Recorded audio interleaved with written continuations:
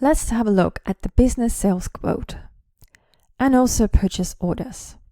The quotes are sent before sales invoice is raised, and it is to check the cost availability before actual order. It's not binding agreement, but once all details are checked and confirmed by both parties, a sales invoice is raised by seller and the buyer needs to pay for this invoice.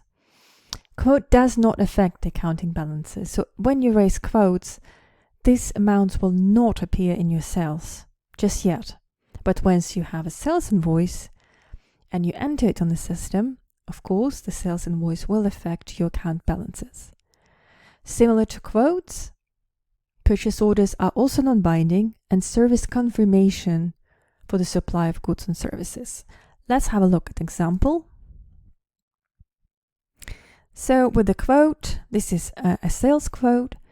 You have a customer, the date when the quote was sent, quote number, all information that you want to send to your customer. And once it's confirmed, you will then convert the quote into your sales.